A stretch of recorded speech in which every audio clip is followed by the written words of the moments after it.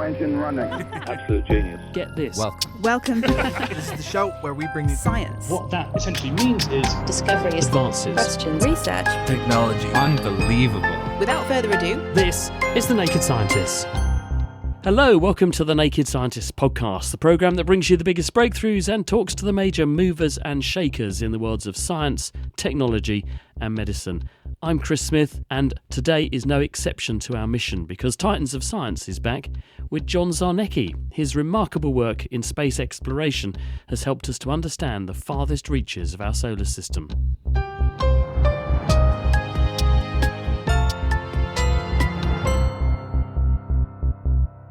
John Zarnecki was born in London on the 6th of November in 1949. He attended Highgate School in North London, where in 1961 pupils were remarkably given the day off to go and see the first man in space, Yuri Gagarin, who was visiting the tomb of Karl Marx at nearby Highgate Cemetery. John was among them. From an early age, perhaps motivated by seeing Gagarin, John developed a fascination with space. He went on to study natural sciences at the University of Cambridge and then graduated with a doctorate in physics and astronomy at University College London.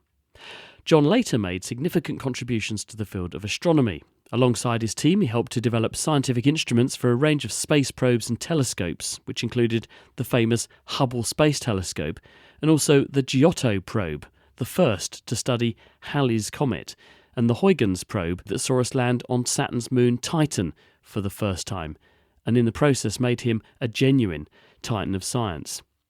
This work has earned John and his colleagues the International Academy of Astronautics 2006 Laurels for Team Achievement and also the NASA Group Achievement Award. Along the way, John's also served as the director of the International Space Science Institute, and he's currently an emeritus professor of space science at the Open University in Milton Keynes. I began by asking him when he first realised that he was destined for a career in space science. I saw an advert, I don't know where it was, maybe New Scientist, something like that, from UCL. And basically it said, come and do a PhD with us and you can launch rockets in Australia.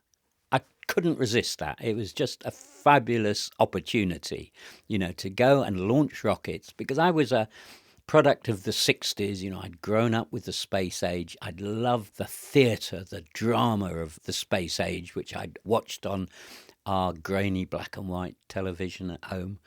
So the opportunity to work on instruments that would go on Skylark sounding rockets that are launched from the Woomera rocket range in South Australia, and they give you about 10 minutes above the Earth's atmosphere.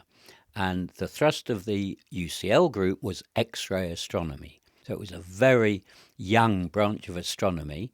And X-rays, of course, are absorbed by the Earth's atmosphere, which is a bad thing from the point of view of astronomy. But for us as humans, it's rather good because X-rays are very dangerous. It's partly why there's life on Earth. But then with the advent of the space age, we could build X-ray telescopes, if you like, put them on these rockets and start to explore this new aspect of the electromagnetic spectrum. Because for millennia, we had been only able to use visible light. Then, of course, since the 40s, 50s, we'd been able to do radio astronomy. And then this was another part of the spectrum, the electromagnetic spectrum, that was opened up by the advent of space vehicles. Was the recording made while the rocket was airborne then? Was that why you said you get 10 minutes? You get it up there and you've got enough time to make some observations. How do you get the data back? Okay, there's a telemetry system on these rockets generally. So the data is relayed in real time down to the ground. I started with my own project. This was unbelievable. I was, 23 when I was given a Skylark rocket of my own. They sent you to Australia to launch rockets? Oh, absolutely. Absolutely. That my PhD project was Skylark 1012. And it was just a wonderful experience. It was sink or swim. This was the Mullard Space Science Lab, which is part of University College London, which had tremendous expertise, in electronics, in mechanical engineering. And there was no formal training. You learnt on the job.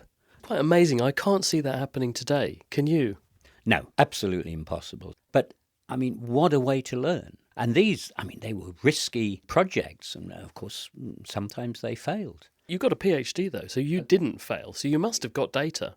Oh, absolutely. We were looking at a supernova remnant. So a supernova remnant is what is left over after a star goes bang. And most people have heard of supernovae, they're these very dramatic events. But what happens afterwards? You get an enormous shockwave ploughing out into the interstellar medium, very hot material, which is, because of the temperature, it's emitting mostly in X-rays.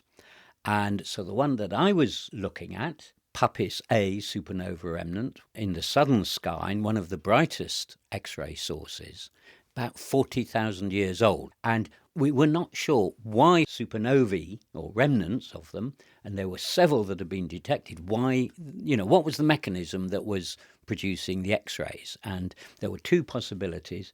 And so if we could see a spectral line in the emission of X-rays, that would tell us that the mechanism was what's called bremsstrahlung radiation. That's thermal radiation. Basically, the X-rays are being produced because of the heat. The X-ray detectors then had very, very poor spectral resolution. It's very difficult to pick out colours, if you like, X-ray colours. So we built a Bragg crystal spectrometer. That's a device which basically enabled you to look at X-ray colours, and we detected for the first time ever an X-ray spectral line from an X-ray source other than the sun. We take all this for granted these days, don't we? I mean, you must look back on that and think the effort you had to go to make that measurement. And now you've got people building telescopes where they're surveying half the universe in an evening. I mean, it's eye-watering now, isn't it? Absolutely right. And this was because in the early days of space-based astronomy, there were very few, if any, satellites available for that. So, the early days were done with sounding rockets. You had at most 10 minutes of observation. So by the time the rocket had locked onto the object, was pointing in the right direction, and that was very difficult to achieve, we only had 2 minutes worth of data.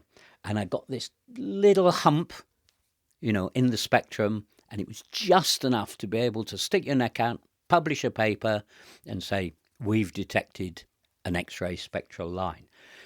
Go on about 8 years, and one of the first satellites that was devoted to X-ray astronomy was able to look at this object for 10 hours. And the little bump that I detected was resolved into 3 separate spectral lines. You could just stare for 10 hours instead of my puny 2 minutes. And of course, you get so much more light, so much more X-rays. You can really, see what you're doing then. But it was there. That's the critical thing, and you were proven right. But how did you end up then?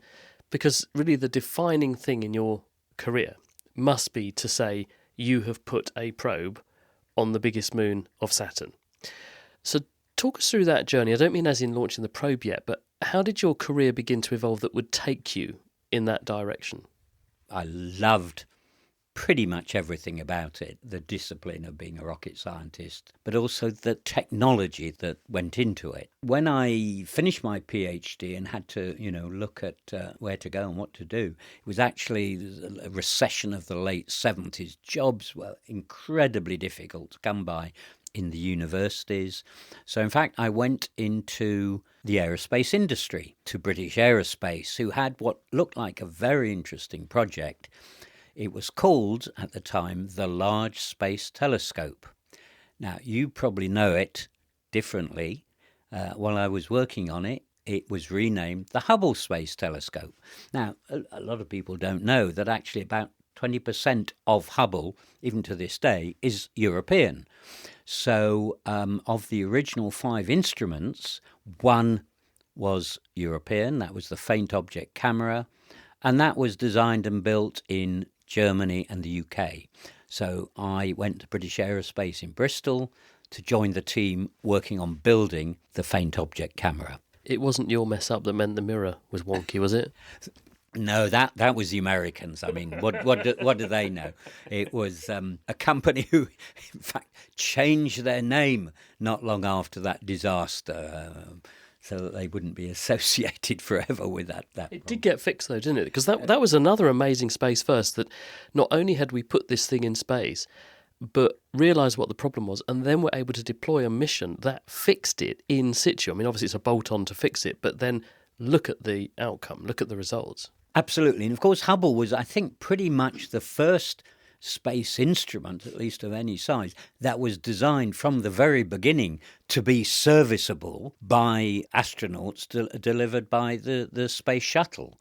So, without that, it would have been just a disaster. It would have, it never worked properly. Your engineering stood the test of time, though, hasn't it? Because you think decades later, it's still up there, it's still working, we're still doing science with it in a really very inhospitable environment. Absolutely. Even when we were working on it, it was fairly old technology. The core of the detector and camera system was what's called a Vidicon, which, goes back to the 30s, the technology. I mean, it was a very sophisticated Vidicon, but it was already kind of old-fashioned when we launched in 1990, I think it was. That instrument lasted for 12 years, was replaced. All of the original instruments have been replaced, and much of the electronics. But yes, it's a remarkable testament to good design. Did your time with British Aerospace end then with the launch of the Hubble? Was that the project, or did you carry on for a bit longer? How did you then get back into, shall we call it proper science, where you're actually leading research? Yeah, well, I spent 3 years at British Aerospace, and it was a tremendous experience. I learned a lot about the, if you like, the formality of how you build instruments and the rigor, quality assurance, and so on, which, is kind of difficult to learn about in the universities, and is more important probably on long-term satellite missions than a short-term rocket flight. In the end, I was slightly frustrated. I missed the cut and thrust and of the academic world, and you're more able to try new ideas and new things. And I saw an advert for a job to work on a mission to go to Halley's Comet. It was like, seeing the advert to go to Australia and launch rockets in the desert. It was just too much to resist. So this was the Giotto mission of the European Space Agency. And I would say this was the first really, really daring project that ESA had undertaken. What was it going to do?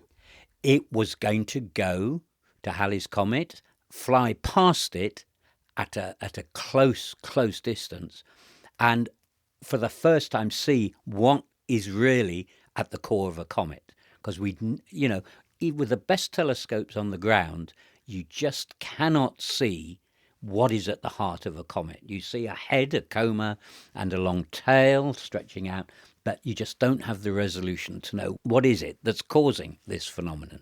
1986, was it? Halley's Comet came on its closest flyby? So I moved to the University of Kent, where Tony McDonnell, who's my boss there, he had been selected to provide one of the, I think, 12 instruments for Giotto, an instrument to measure the dust particles which make up much of the comet.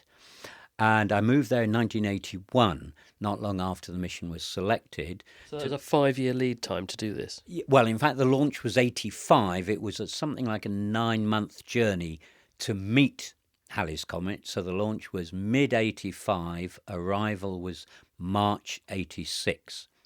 And the thing about Halley, it's been observed for centuries, and we know its orbit very well. It is one of the most active comets, so that means there'd be a lot going on to measure and observe. But its orbit is retrograde, which means it's going around the sun in the opposite direction to the Earth and the planets. So it inevitably means that the relative speed between your spacecraft and the comet is going to be very high. In the case of Giotto and Halley, it was 68 kilometres per second. Goodness knows how many tens of thousands of miles an hour.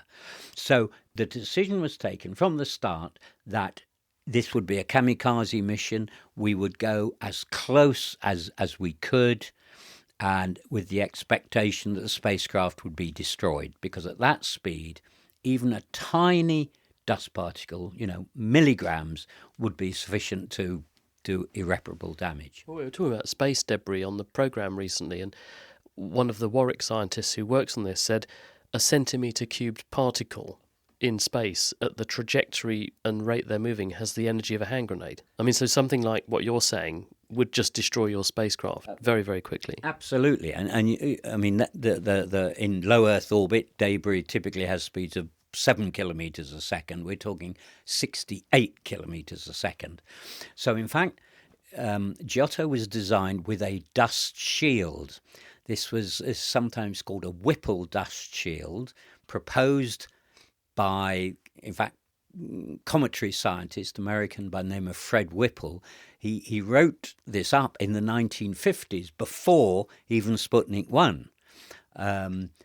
And so this was basically two shields at the front of the spacecraft. The first shield would break up a particle, and then the second shield, about 20, 25 centimetres behind, would then absorb the shock that had been generated by the impact on the front shield. We were hoping that would enable us to get close, but we knew we would almost certainly be destroyed. Did it work? Yes. In fact, it worked better than ever we'd expected. So the decision was taken just a few days before encounter. We would aim for a missed distance of 600 kilometres. One of the most bizarre meetings I've been to, when PIs, the principal investigators, the head of each instrument team, was arguing for what distance to go for. Some wanted to go for 0 to actually try and smash into the comet. Others wanted to go further away, which would give us a chance to survive and make more distance measurements. So 600 was the compromise. And actually what was achieved was 594, so it's staggeringly good. And I'll never forget that day. We're watching the data coming in, and, we're being bombarded with dust particles which are hitting the spacecraft. And at about a missed distance of 2,000 kilometres or so, the screens went blank. We'd lost it. We'd assumed that the spacecraft was destroyed. And, the champagne came out. We were all absolutely ecstatic. After about, I can't remember, 20 or 30 minutes, somebody shouted out, "Hey, there's some data on the screen." Communication had been re-established. So what had happened was that a big particle, and big is a few milligrams, I kid you not, had knocked the spacecraft, so it had started wobbling. So the data beam back to the Earth was missing the Earth. But there was actually an onboard damping system. So after this 20 or 30 minutes, the link was re-established, and we were getting data as the spacecraft was going away out from Halley's Comet, which was absolutely remarkable. Now, when we finally analysed all the data, we realised that several instruments had been damaged. The camera was destroyed. We had 6 or 7 dust instruments. 2 of them were destroyed. But basically, the spacecraft was functioning. It had lost some bits and pieces. And to cut a long story short, the spacecraft was put into hibernation, I think the first time that had ever been done in deep space, and it was retargeted to encounter a second comet. We flew past the Earth in 1990, which gave us a kick and modified the orbit because there was no onboard fuel to do that. And in 1992, we encountered a second comet. And it's absolutely remarkable. And I think it was so important for the European Space Agency. I think it gave them the confidence that they could do difficult, exciting stuff. And I think the rest of the space world said, hey, this is a serious organisation. The Naked Scientists podcast is produced in association with Spitfire, cost-effective voice, internet and IP engineering services for UK businesses. Find out how Spitfire can empower your company at spitfire.co.uk.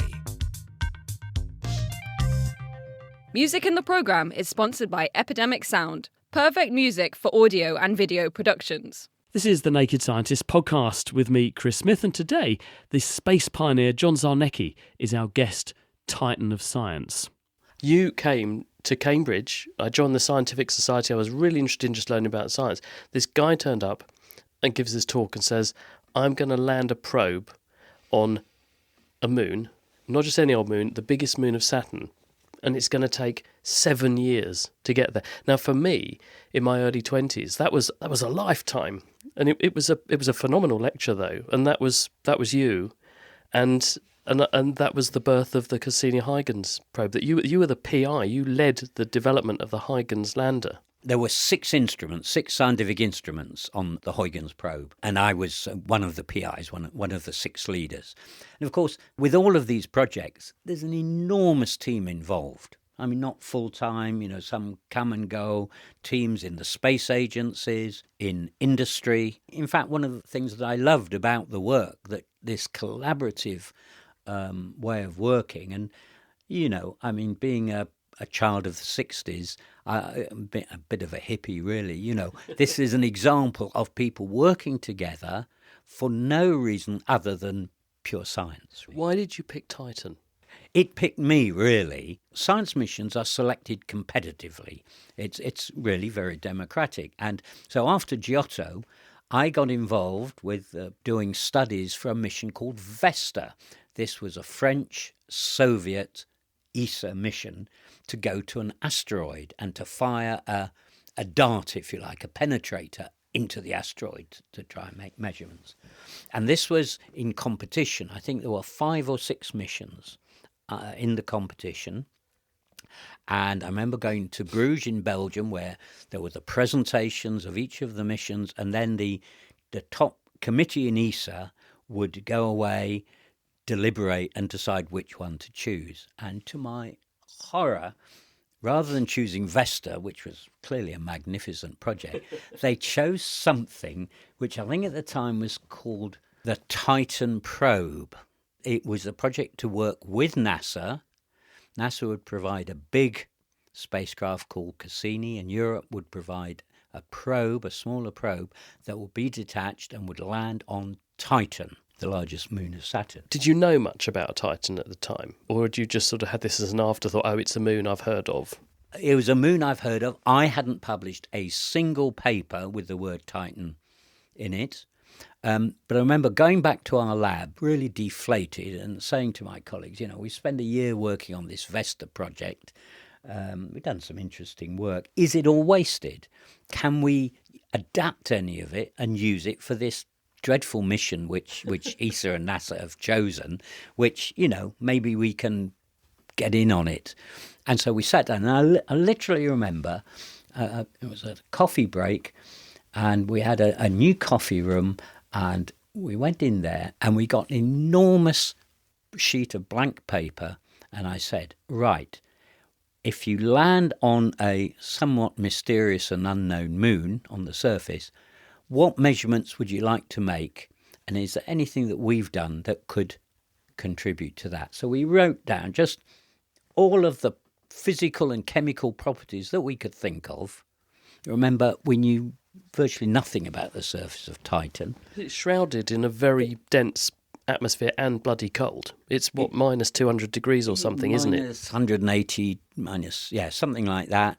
And it's covered, Titan, which is the second largest moon in the solar system, but it's shrouded in orange smog. So the Voyager 1 spacecraft had flown past in the early 1980s and produced a couple of thousand of images, all of which showed basically an opaque orange blob.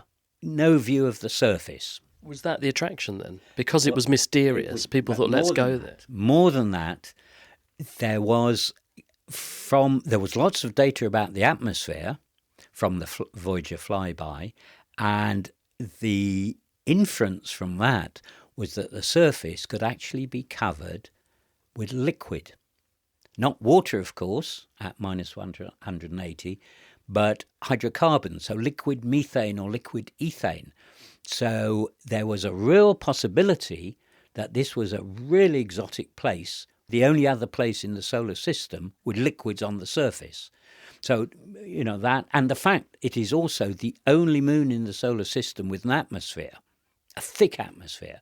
So really it stands out for all sorts of reasons, and that is why the target of the Cassini-Huygens mission, as it came to be called, was the Saturnian system, but with an emphasis on Titan.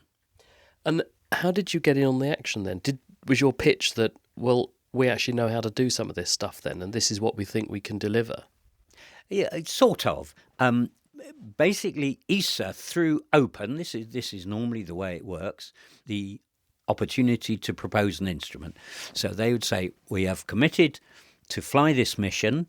It's got, this much mass, volume, power, data available. We think we should fly these instruments. So respond to this AO, we call it, Announcement of Opportunity. So from that start, over coffee, I put together a team, international team, and we proposed a collection of instruments called the Surface Science Package, basically 9 individual sensors, each of which would try and make a particular measurement on the surface of Titan.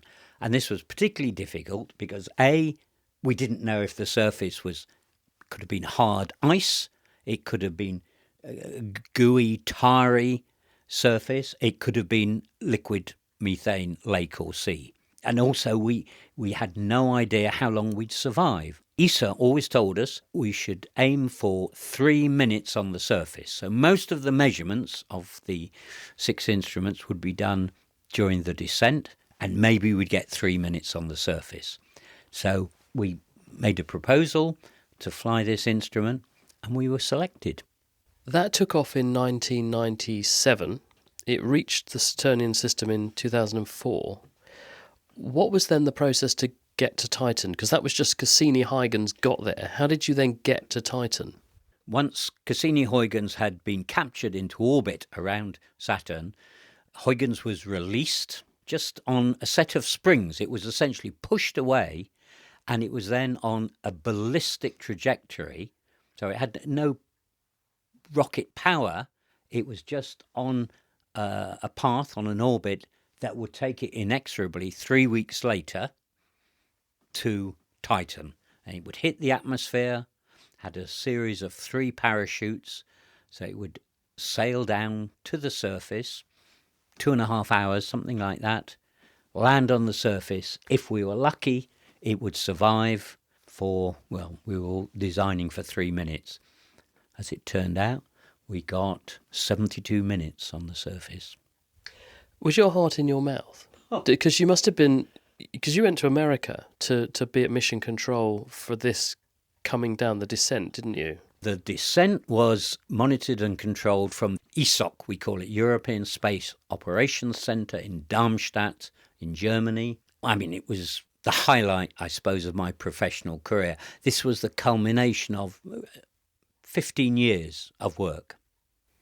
And I mean, you do have to be a little bit mad to do this sort of work, because it could have been lost just like that. We could have ended up with zilch, no data whatsoever. And I mean, there are many bizarre aspects of it. One is that we were monitoring essentially what had happened 4 or 5 hours previously, because the data could not be transmitted straight to the Earth. It was transmitted from Huygens, our probe, up to the Cassini spacecraft, which was flying over Titan at, a few thousand kilometers away. Cassini would record the data, and then it would turn to point its large antenna to the Earth, and then it would squirt the data down to Earth. And so this all meant that we got the data 4 or 5 hours after whatever had happened had actually happened. So that was kind of bizarre. I bet you were standing there watching the clock thinking, it's now in the lap of the gods. This thing whatever's going to happen has happened. Now I'm waiting for the radio signals to make it all the way back across the solar system. I mean, it was highly emotional culmination of all these years of work, and we'd worked as a team pretty much very closely together.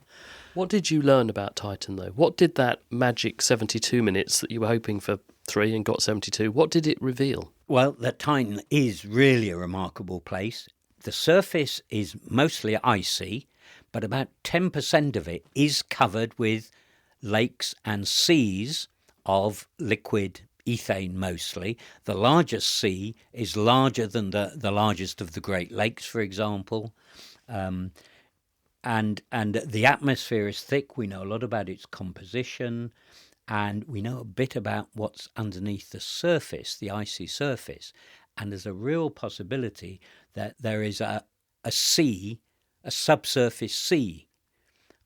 So it's truly a remarkable place. Cassini-Huygens just scratched the surface, and this is why now NASA are building a mission to go back to Titan, due to launch in, I think, a couple of years. A truly remarkable scientist, John Zarnecki, a true titan of science too. Now, don't forget to mark Friday in your diaries. That's when we'll be rounding up the best science stories of the week for you. And if you'd like regular updates on what we're up to in the meantime, do follow us on LinkedIn or on Instagram. You can also leave us a review, please, on Apple, on Spotify, or wherever you get your podcasts. Thanks, meanwhile, to everyone who's supporting us on a regular basis. And if you would like to do the same and contribute to our running costs to keep the Naked Scientist show on the road, we've made it safe and easy. You go to nakedscientist.com/donate.